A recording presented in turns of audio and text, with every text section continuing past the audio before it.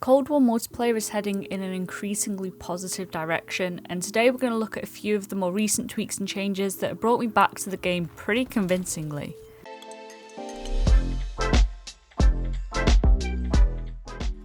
What's going on, guys? It's Smudger here, and I know I made a video a few weeks back saying how I really wasn't enjoying Cold War and that I just kind of couldn't bring myself to play with all its bugs, issues and skill-based matchmaking demons. But I was playing it in order to get the Carve 2 gold for the guide that I released, and honestly, I had a ton of fun, and that was predominantly within the Hardcore Nuketown playlist, which is by far the sweatiest playlist in the game, alongside its core counterpart.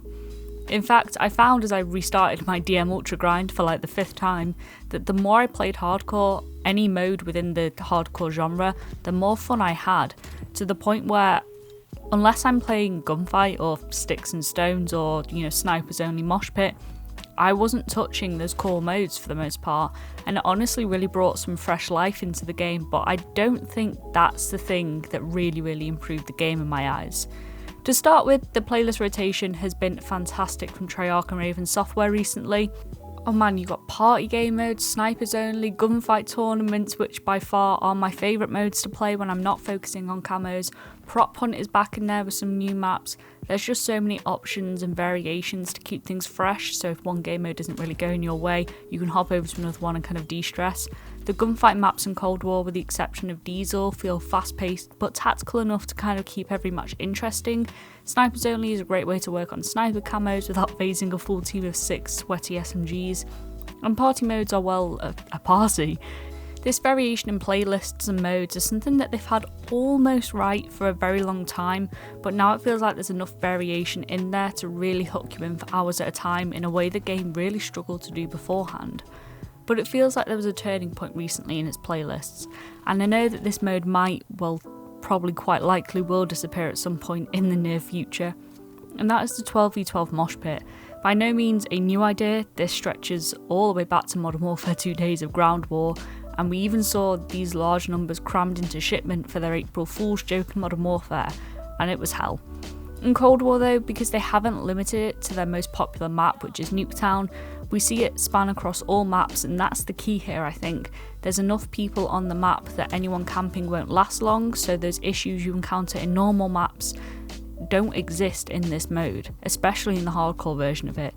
You try catching like 8 nades to the face and keeping your tent pitched, it's pretty damn hard.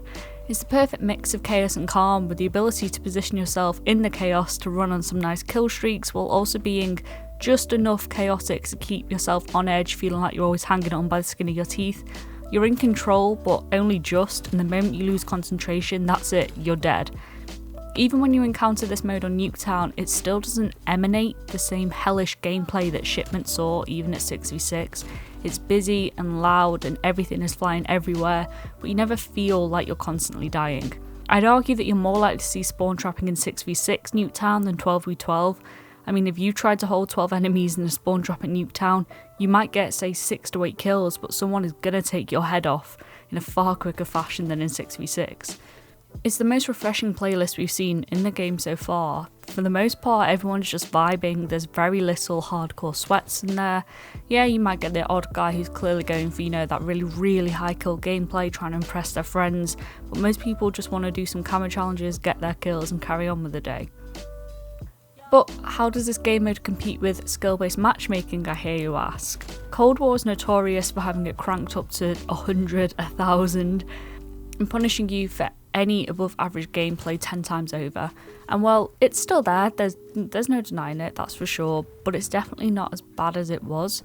It's like someone has turned it down from 100 to like 60 to 70. You're 100% going to come across some demons, especially if you're playing into the wee hours of the night, especially if you're on core on top of that. But my god, does it feel overall a less sweaty experience. Say over a span of 20 games, I might have 3 to 5 incredible matches where I'm dropping, 10k plus in score. I'll have 10 where they're, I'd say, fairly average based on my usual performances, say around that 6 to 8k score mark. And then I'll have 5 games where I'm getting stomped into the ground, sliced into tiny pieces, and then ejected into the fucking upper atmosphere by 6 SMGs who have come on to ruin my day.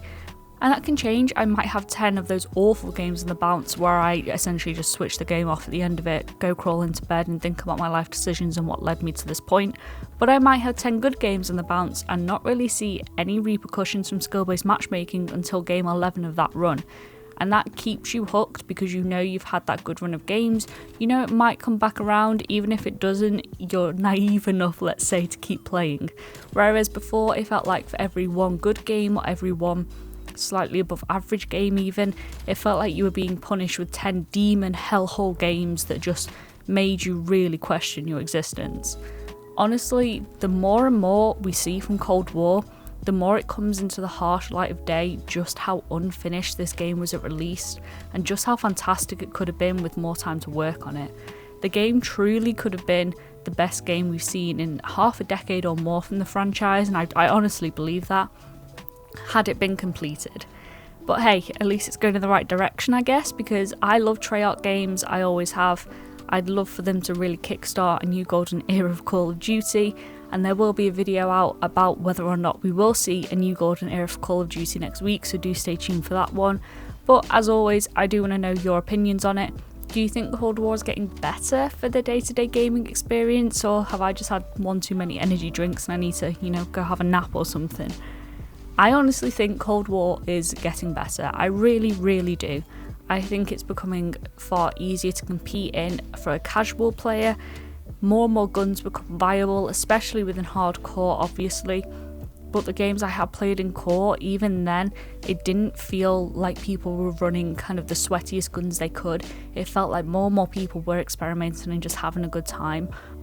Obviously, there's still a high proportion of sweaty players within core game modes, but even then, it definitely feels like that's going down, or at least I'm just coming across less. Maybe it's the times I'm playing, maybe I need to do a little experiment and figure out when I'm encountering the least number of sweats based on the time I play. Maybe that's something I'll look into in the future. As always, if you did enjoy the video, want to see more like these, I love doing these discussion videos, so do let me know.